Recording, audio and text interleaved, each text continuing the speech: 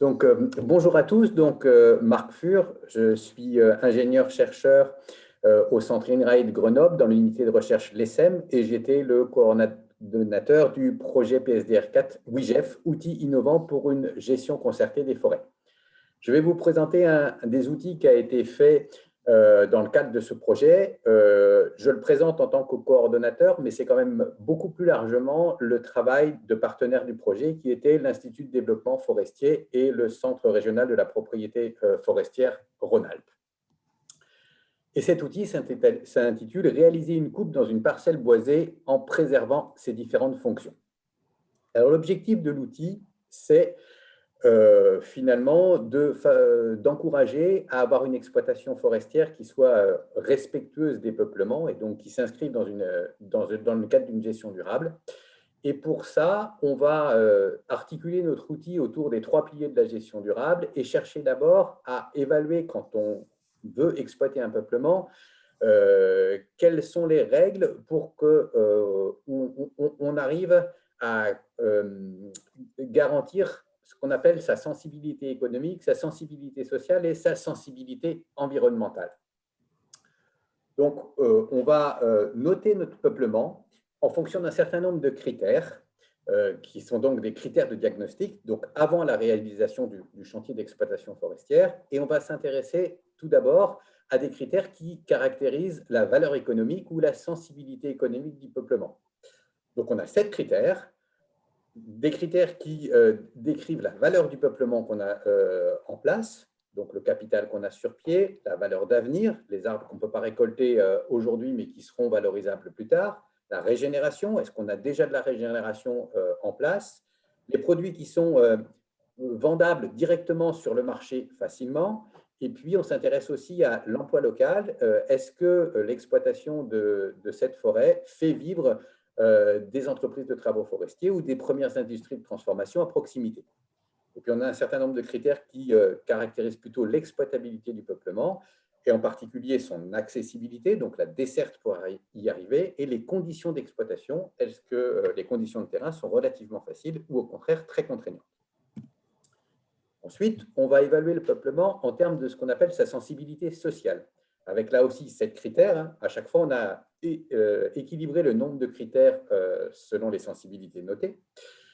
Donc, 7 critères, 4 qui sont relatifs au rôle que le peuplement peut avoir pour la protection ou pour le climat. Donc, protection contre les risques naturels, protection contre les incendies, effet du peuplement sur la qualité de l'eau et rôle du peuplement dans la séquestration du carbone.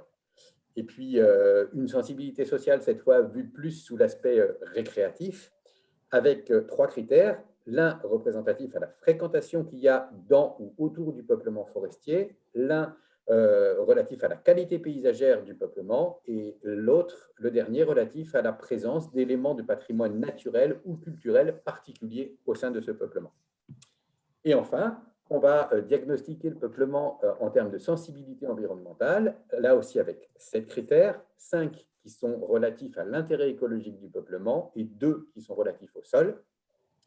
Donc, les 5 critères relatifs à l'intérêt écologique, il y a est-ce que le peuplement est déjà reconnu et bénéficie d'un statut de protection pour un intérêt reconnu?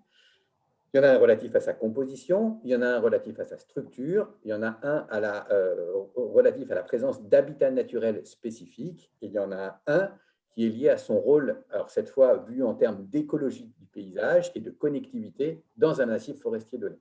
Et puis 2 critères relatifs au sol, un relatif à la acidification et l'autre au tassement. Alors, comment on fait en pratique? Dans la pratique, avant de réaliser un chantier forestier, on doit remplir ce que vous voyez sur la gauche de mon écran, donc une fiche de diagnostic. Et pour ça, on s'aide avec la grille qu'on a sur la droite, qui, pour chaque critère, nous donne la méthode, enfin les clés pour donner une note. Donc, vous avez plusieurs notes possibles pour chaque critère, avec une description assez détaillée de tous les éléments qu'on doit prendre en compte et de la manière dont on doit les quantifier, et qui permet de venir noter notre fiche de gauche dans le petit encadré rouge que j'ai mis là, où on met notre première note.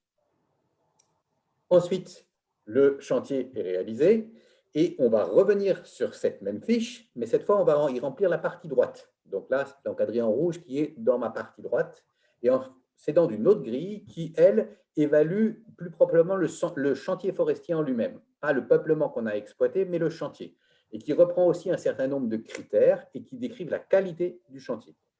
Et donc, on met notre note dans le petit encadré rouge. Et puis après, on a un retour sur la note qu'on avait mis dans notre premier encadré d'évaluation de la sensibilité, qui est avec un système de flèches qui vont soit monter vers le haut, soit rester à l'horizontale, soit descendre vers le bas. Est-ce que finalement, grâce le chantier, il a plutôt amélioré, maintenu ou dégradé les sensibilités qu'on avait observées?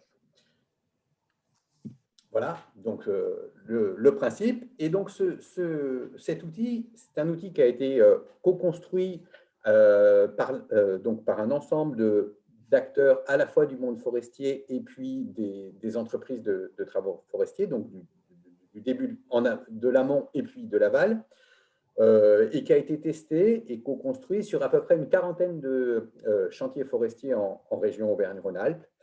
Et voilà les premiers retours qu'on a eus sur ces chantiers forestiers.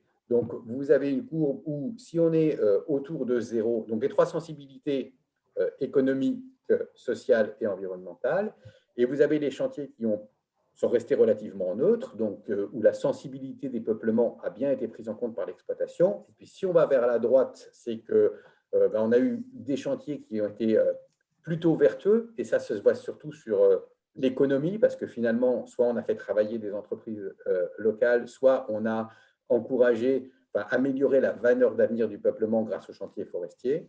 Et puis, on a, quand on va vers la gauche, des chantiers qui ont posé plus de soucis et qui sont donc qui suggèrent des pistes d'amélioration, en particulier sur les aspects plutôt environnementaux et sociaux. Et c'est principalement des critères liés aux dégradations liées au sol lors de la réalisation des chantiers ou à la destruction de structures de peuplement très favorables à des habitats particuliers, ou bien à la non prise en compte du rôle de protection contre les risques naturels des peuplements et la dégradation d'une certaine sensibilité sociale.